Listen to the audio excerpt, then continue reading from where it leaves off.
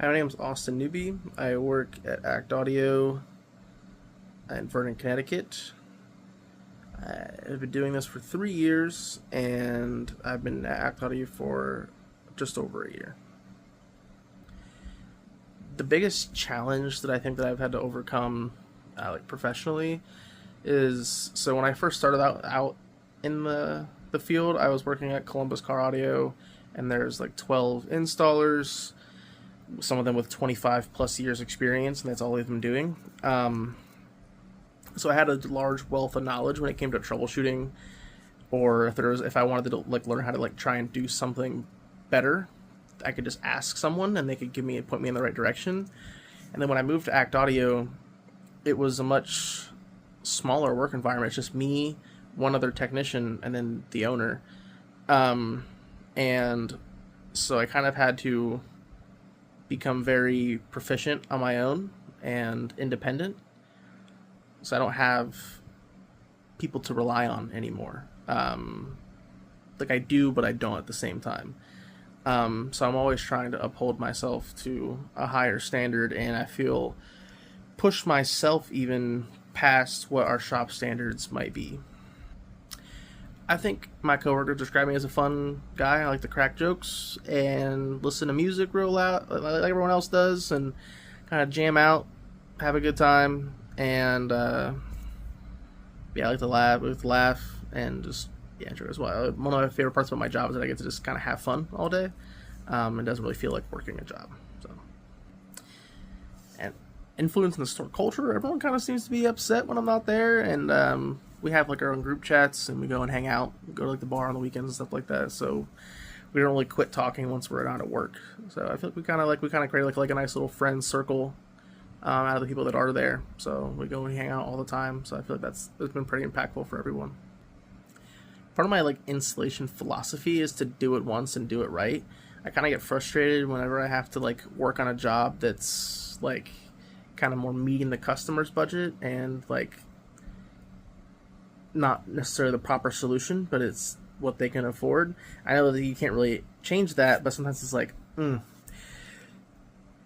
because I know they're not going to be totally happy, and we could do better even with remaining in a slightly larger budget. It doesn't have to be crazy insane install every single time, but just a little bit more or a little bit different of a direction could get us to a really good solution that everyone would be happy with. But sometimes you just get stuck not being able to do that. So I really like to kind of do it once, do it right, yeah, and make it good. It should be good. I honestly, when it comes to your basic stuff, I don't want customers to remember anything about my install. I want it to be so it's not even there. When it comes to something a little bit more custom, I want to kind of try and implement factory aspects of the car. That way, it feels almost like an OEM plus upgrade instead of just something cool, I guess. So something a little more OEM plus. It's kind of my vibe.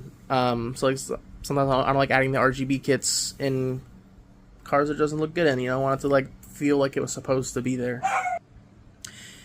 As for industry professionals that I feel have had an influence on me, the first one would be Terry Galentine.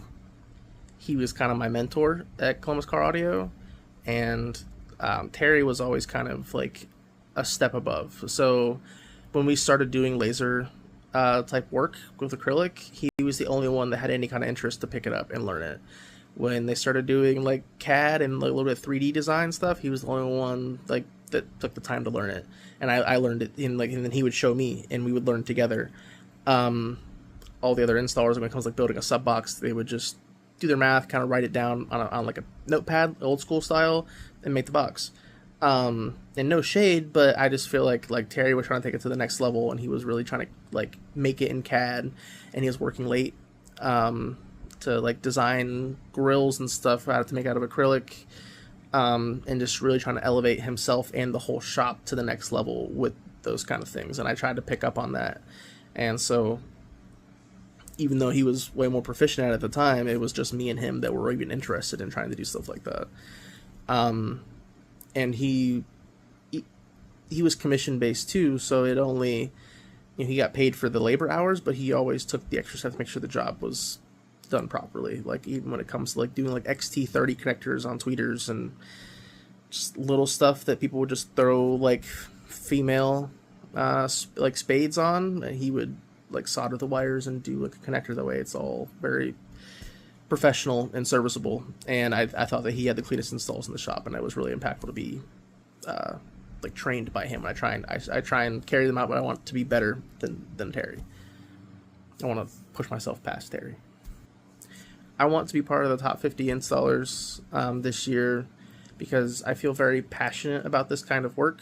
I'm always trying to read about it and learn more about it, and I want to educate people on it.